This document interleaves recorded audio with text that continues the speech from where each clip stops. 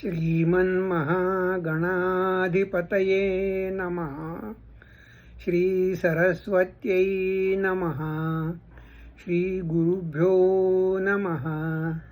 वक्रतुण्डमहाकाय सूर्यकोटिसमप्रभ निर्विघ्नं कुरु मे देव सर्वकार्येषु सर्वदा। गुरुर्ब्रह्मा गुरुर्विष्णु गुरुर्देवो महेश्वरः। गुरुः साक्षात् परब्रह्म तस्मै श्री गुरुवे नमः। श्री स्वामी समर्थ महाराज की जय। श्री स्वामी समर्थ गुरु माऊली की जय। श्री स्वामी समर्थ। आपण बाळप्पा महाराजांच्या चरित्रातल्या अनेक घटनांचं सध्या आपण मनन चिंतन करत आहोत। आपण मागच्या भागामध्ये पाहिलं होतं की बाळप्पा महाराज आता अक्कलकोटामध्ये स्थिरावले होते आणि स्वामी समर्थांनी स्वतः बाळप्पांना अक्कलकोटाच्या बाहेर हुसकून लावण्याचे जे प्रयत्न इतरांनी चालवले होते, विशेष करून चोळप्पा महाराजांनी सुंदराबाईंनी वगैरे जे केले होते त्याच्यावरती स्वामींनी स्वतः पाणी फिरवलं होतं आणि चिठ्ठ्यांच्या मार्गाने म्हणा किंवा कुलदेवतेच्या दर्शनाच्या निमित्ताने म्हणा किंवा बाळप्पाला नावे ठेवून म्हणा, हे जे प्रयत्न होते ते सगळे हाणून पाडल्यामुळे काय झालं की आता स्वामींच्या इच्छेनेच बाळप्पा महाराजांचं आसन जे ते अक्कलकोटामध्ये स्वामींच्या सेवेमध्ये सुस्थिर झालं। आणि बाळप्पा महाराजांच्या आणि इतरांच्या सेवेत आपण पाहिला तो फरक होता की बाळप्पा महाराजांची संपूर्णपणे निस्वार्थी अशी स्वामी सेवा होती, तर इतरांच्या सर्वांच्या सेवेमध्ये कुठला ना कुठला तरी का होईना स्वार्थ होताच। सुंदराबाईंसाठी जर स्वामी महाराज म्हणजे फक्त उत्पन्नाचं साधन होते। चोळप्पा महाराजांची भावावस्था थोडीशी चांगलीच होती, प्रश्न नाही, परंतु त्याला देखील एक थोडीशी हव्यासाची किनार ही होतीच। आणि अशा पार्श्वभूमीवरती जेव्हा बाळप्पा महाराज तिथे स्वामींच्या सेवेमध्ये आले तर त्यावेळेला बऱ्याच लोकांना बाळप्पा महाराजांचा तिथे असण्याचा त्रास व्हायचा, परंतु बाळप्पा महाराज त्याच्याकडे दुर्लक्ष करायचे। आणि आपण मागच्या भागात पाहिल्याप्रमाणे एक उत्तम प्रशासक म्हणून बाळप्पा महाराजांनी तिथे स्वामींच्या सेवेची अतिशय एक उत्तम प्रकारची घडी बसवली होती। स्वामींचं वैशिष्ट्य हे होतं की स्वामी कधीही अक्कलकोटामध्ये असले तरी एकाच ठिकाणी सुस्थिर राहत नव्हते आणि स्वामी सारखे कुठे ना कुठे ते भ्रमंतीवर जायचे। तर असं झाल्यानंतर काय व्हायचं की बाळप्पा महाराजांच्या येण्याच्या अगोदर स्वामी सेवेत यायच्या अगोदर आणि नंतरच्या काळात फरक हा पडला की बाळप्पा महाराज स्वामी कसेही असो, कुठेही असो, केव्हाही असो, कधी असो, स्वामींच्या सेवेमध्ये निरंतरता असावी आणि कुठेच खंड पडू नये म्हणून बाळप्पा महाराज अतिशय कसोशीने प्रयत्न करायचे। स्वामी महाराज जर परगावी जायला निघाले तर स्वामींच्या सेवेमध्ये एक नाथपंथी आडदांड असा एक सेवेकरी होता। त्या काय करायचा की अख्खी एक स्वामींच्या समर्थ महाराजांची पलंग जे तो डोक्यावर घ्यायचा, त्याच्यावर सगळं सामान ठेवा म्हणायचा आणि तो स्वामींच्याकडे बघत म्हणजे स्वामींकडे पाठ न करता उलट चालत राहायचं स्वामींच्या पुढे पुढे। अतिशय कठोर अशी नाथपंथीय सेवा हा सेवेकरी स्वामींच्या चरणाशी करायचा आणि त्यामुळे स्वामी कुठे गेलेत तरी स्वामींच्या सेवेकरता लागणारं जे साहित्य आहे ते सगळं स्वामींच्या बरोबर हे असायचं। आणि बाप्पा महाराज काय करायचे की स्वामी कुठे जाओ त्यांच्या नैवेद्याची वेळ, त्यांच्या आरतीची वेळ, त्यांच्या प्रातर्विधीची वेळ या सगळ्यांवरती बाळप्पा महाराज उत्तम प्रकारे लक्ष ठेवायचे। प्रशासक म्हणून त्यांनी एक उत्तम प्रकारची घडी त्या ठिकाणी बसवली होती। असं होतं काय झालं की बाळप्पा महाराजांचं वाढतं वर्चस्व जे ते सगळ्यांनाच खूपत होतं, पण करावं काय समजत नव्हतं। मागच्या भागात पाहिल्याप्रमाणे हुसकवून लावण्याचे प्रयत्न तर स्वतः स्वामींनी झिडकारून लावले होते, आता काय करावं। मग सुंदराबाईंनी आणि इतरांनी काय केलं की बाळप्पा महाराजांना खूप त्रास द्यायला सुरुवात केली आणि तो त्रास द्यायचा, सतत अपमान करत राहायचा, सतत बाळप्पांना हिणकस लेखायचं। एकदा घडलं असं की स्वामी महाराज अवेळी हे विधीसाठी बाहेर जायला उठले आणि या बाबतीमध्ये सुंदरबाईंचा एक प्रकारे एक अधिकार होता। आणि त्या दिवशी घडलं काय की बाळप्पा महाराज स्वामींच्या सेवेतच होते आणि स्वामींनी अपरात्री जे ते विधीला जायची इच्छा दर्शवल्यावर बाळप्पा महाराजांनी तातडीने स्वामींना त्या ठिकाणी जे स्वामींचं कार्य ते केलं आणि त्यांच्यासाठी पाय धुणे, हात धुणे इत्यादी आहे ते सगळ्या गोष्टी पूर्ण केल्या, घेऊन जाणे, घेऊन येणे सगळं झालं। पण ह्यामुळे घडलं काय की सुंदराबाईंचा पारा गेला। आता सुंदराबाईंनी बाळप्पांना खूप नावं ठेवायला सुरुवात केल्यानंतर काय झालं की शेवटी बाळप्पाही एक माणूसच होते एक उद्विग्न ज्याला म्हणता येईल अशी अवस्था बाळप्पांची झाली. आणि मग त्यांच्या मनामध्ये असे विचारायला लागले की इथे राहून या लोकांना त्रास होतोय, त्याच्यापेक्षा आपण आता खरंच इथून निघून जावं. असं उद्विग्नपणे साधारणपणे काय व्हायचं की बाळप्पा जे ते स्वामींचं जिथे वास्तव्य असेल अक्कलकोटामध्ये, ते चोळप्पाच्या घरी असेल, मठात असेल, किंवा स्वामी कोणाच्याही घरी जाऊन राहत असं मुक्कामाला, पण अशा प्रकारचं का होईना अस्तित्व जर असेल तर त्या ठिकाणी बाळप्पा महाराज जे ते स्वतः त्यांच्याबरोबर राहायचेच.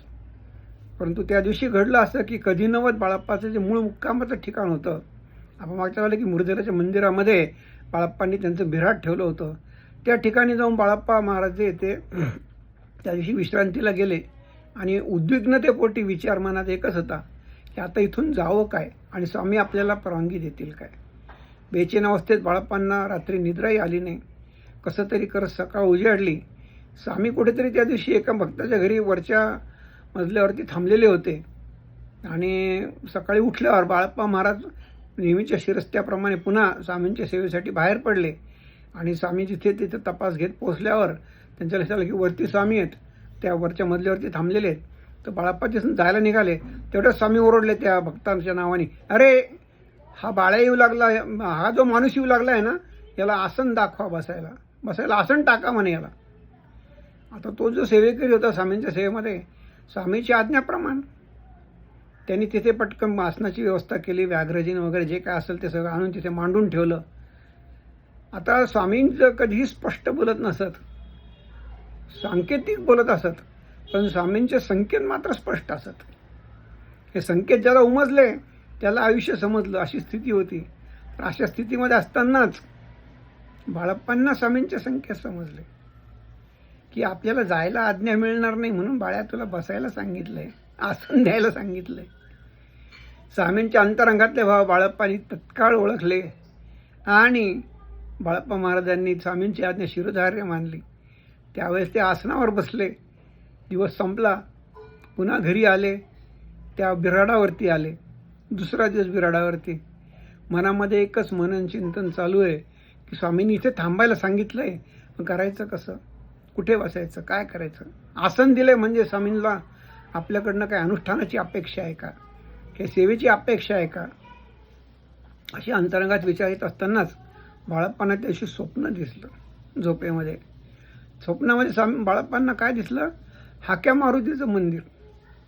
तत्कालीन अक्कलकोटमध्ये गावाच्या बाहेरच्या भागामध्ये समर्थ रामदास स्वामींचे पट्ट शिष्य कल्याण स्वामी यांनी बांधलेलं एक मारुतीरायाचं मंदिर आहे. त्या मारुतीरायाच्या मंदिरामध्ये गणपती बाप्पा पण आहेत.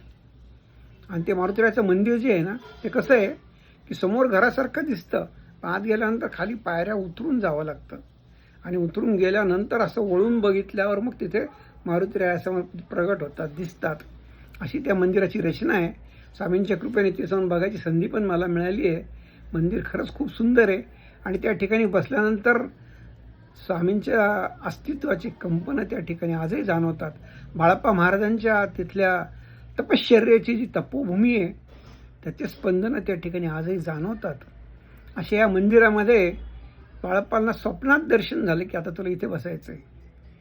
उठल्यानंतर बाळप्पांनी त्याचा व्यवस्थित अर्थ लावला, स्वामींची आज्ञा घेतली आणि मग बाळप्पांनी आपला मुक्काम म्हणजे आपलं आसन जे हाक्या मारुतींच्या समोर मांडलं.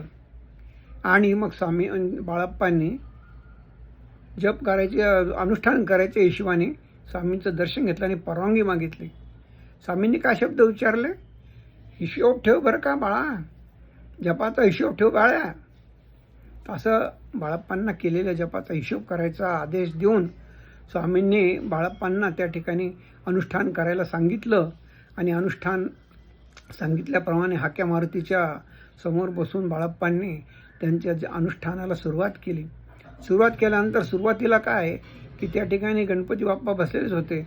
आणि कुठल्याही सुंदर अशा कर्माची जी सुरुवात आहे आपल्या आर्य सनातन हिंदू धर्माप्रमाणे ती गणपतीच्याच प्रार्थने किंवा गणपतीच्या उपासनेनेच करायची असते. बाळप्पा महाराजांनी त्याप्रमाणे गणपतीचा अथर्व शीर्ष गणपतीचा मंत्राचा जप सुरू केला. आणि बाळप्पांनी त्या ठिकाणी आपली कालक्रमणा सुरू ठेवली.